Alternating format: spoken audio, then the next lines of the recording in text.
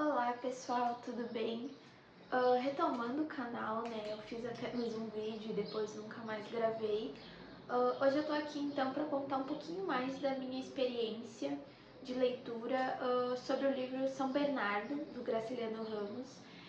Para quem não conhece, esse livro foi escrito na década de 30 ali e é escrito pelo Graciliano Ramos, que foi um grande escritor brasileiro, principalmente conhecido pelo romance de 30, né? Que a gente estuda na escola. O São Bernardo, particularmente, é o meu livro favorito do Graciliano, apesar de que Vidas Secas acaba sendo aquele livro que é muito mais visto na escola, né? Mas eu prefiro muito São Bernardo. Por quê? Apesar do Graciliano Ramos ser conhecido muito pelo seu lado social e descrever todos os problemas sociais que aconteciam dentro do Nordeste, eu acho que o São Bernardo ele tem um equilíbrio muito bom sobre o lado social, mas ele não se sobressai sobre o lado psicológico. Então a gente vai ter os dramas sociais e os dramas psicológicos das personagens. Então, no São Bernardo, a gente vai ter a história do Paulo Honório, tá? É engraçado porque esse livro participou bastante da minha vida, principalmente porque eu estava pesquisando até ele no início da faculdade. Mas, enfim, a gente vai ter a história do Paulo Honório, que é um homem já na meia-idade e que ele tem a ideia de escrever um livro sobre a sua vida, né? O livro que a gente está vendo aqui, São Bernardo, vai ser o livro, né, que ele queria deixar. Então, como ele era um homem, segundo ele mesmo, rude, que não sabia, não era muito versado nas letras, ele pede que os seus amigos ajudem ele a escrever o livro. Só que já no início, ele pede, por exemplo, por Godin, que é um advogado, se eu não me engano, ele fica na parte das letras, o padre fica na parte mais da moral, né, enfim. Só que logo de início ele vai perceber que, como ele é um cara muito objetivo, direto, quando ele dá para que o amigo dele, né, escreva o livro por ele vê que não dá muito certo. Porque na visão dele, da personagem do Paulo Nório, essa é uma escrita empolada e ele é direto, que aí é o ponto explicar como foi a história dele. Então ele percebe que não há pessoa melhor, né? É até engraçado, mas ele percebe que não há pessoa melhor para contar a sua própria história que senão ele, né? Então ele vai trabalhar em cima desse livro e aí a gente vai se debruçando sobre flashbacks e coisas que foram acontecendo na vida dele enquanto ele vai escrevendo. Na ordem mais cronológica assim, dos fatos que acontecem no livro, a gente vai saber que o Paulo Honório ele é um trabalhador da fazenda São Bernardo, então ele trabalhou a vida inteira, boa parte na verdade da vida, dentro dessa fazenda, e ele já era uma pessoa que vinha de longa data cometendo alguns delitos, enfim, para ele não medir esforços para, digamos assim, conseguir conquistar aquilo que ele queria. Então ele vai ter lá os problemas dele mais no interior, assim, do sertão, que eu não vou comentar muito. Mas ele vai chegar até a Fazenda São Bernardo quando ele ainda é mais moço e passa a trabalhar lá. Ele sempre foi muito bom nessa parte do cultivo, da terra, enfim. Em um determinado momento depois, se não me falha a memória, o dono da fazenda morre. E aí quem fica com a fazenda é o filho desse cara. E aí o menino ele é um jovem um pouco mais moço e ele não sabe muito lidar com essa parte da fazenda, cultivo, enfim. Eu sei que, não vou comentar, não vou dar spoiler sobre o que acontece e como acontece, mas o Paulo Honório ele acaba conseguindo adquirir a Fazenda São Bernardo. É engraçado que o título do livro, né, São Bernardo, porque a fazenda é quase uma personificação, né? Ela é uma personagem, ela tem vida própria. Isso aparece muito nas descrições. Então, conforme ele foi adquirindo sua propriedade, foi enriquecendo essa questão, né? Não digo do burguês, mas especificamente daquela pessoa que consegue ascender socialmente, a partir do momento que ele adquiria a propriedade.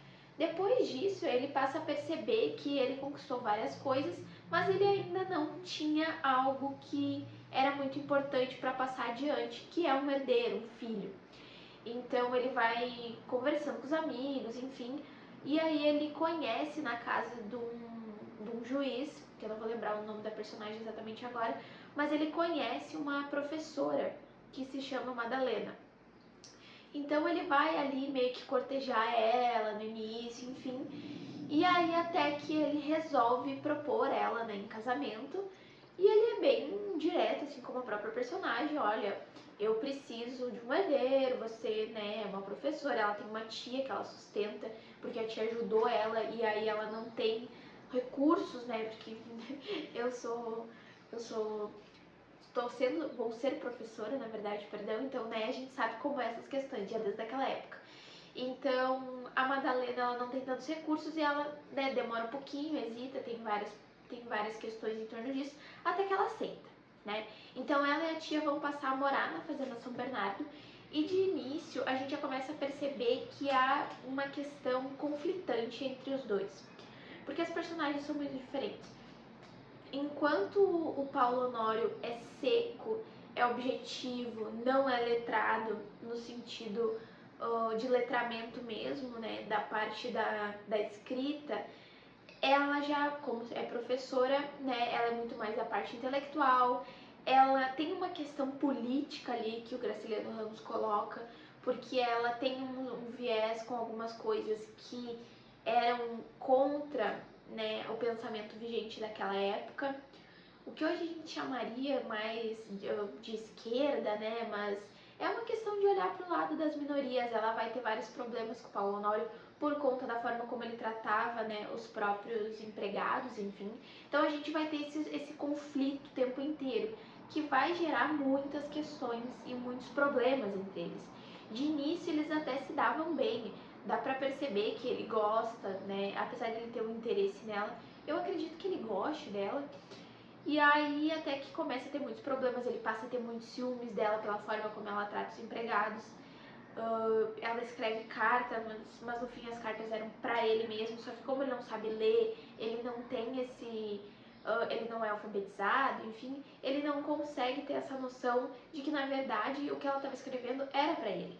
Então o ciúmes passa a corroer ele por dentro, né? Com isso, eu tô falando mais dessa parte do plano que a gente chama em literatura e teoria literária da parte da diegese, né, que seria a parte dessa história mais cronológica, mas dentro dessa cronologia a gente vai tendo, né, a gente vai sabendo o que vai acontecendo porque ele vai escrevendo. Então, assim, a gente tem ele no plano do tempo escrevendo, no tempo, né, em que ele atual, digamos assim, e a gente vai ter o tempo em que ele, a partir do momento que ele escreve, ele volta para os momentos em que ele estava com ela. Então a gente vai ter esses dois tempos concomitantes na história. No início parece um pouco confuso, mas não é tranquilo de entender.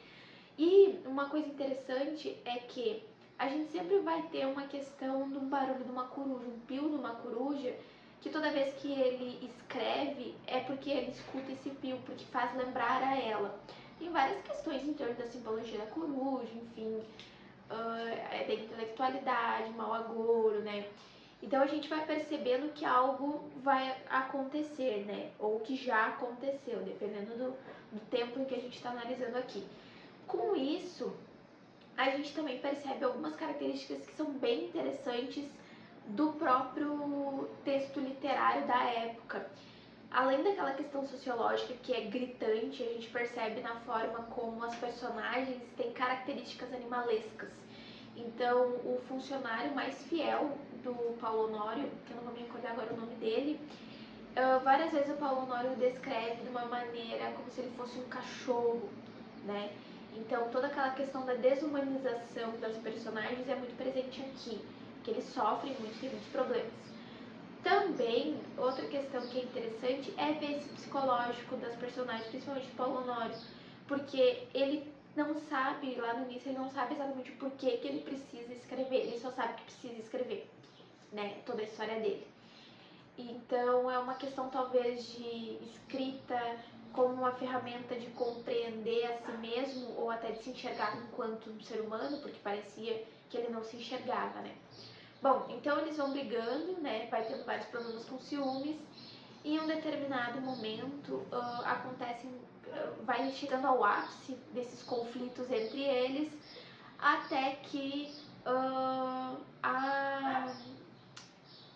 a Madalena, ela chega ao ápice, e eu não vou, né, comentar muito o que acontece, mas passa a ter muitos conflitos entre eles e ela chega no ápice da, acho que da exaustão até de tentar, digamos assim, entrar em contato com ele e eles não conseguem se entender, porque são dois mundos totalmente diferentes. O livro é maravilhoso, eu sou suspeita pra falar, eu tenho várias marcações se vocês forem dar uma olhada, né? Eu tenho várias marcações, é um dos meus livros assim favoritos, principalmente nacionais. Então fica a dica para quem gosta não só dessa parte tão social, né, que parece às vezes que cansa um pouco, mas vai trazer muito também do psicológico da personagem, que é uma das coisas que eu mais gosto. Bom, eu espero que se vocês tenham gostado um pouquinho da minha experiência, vocês comentem, deixem aqui nos comentários o que vocês acharam, se vocês já leram, se vocês já tiveram contato com o Graciliano ou qualquer alguma outra obra deles. E também pode me dizer nos comentários se vocês gostariam que eu falasse sobre a minha experiência de leitura sobre outros livros. Eu espero que vocês tenham gostado, se inscrevam no canal e deixem o like, porque é muito importante para ajudar uma pessoa que está começando no YouTube. Valeu!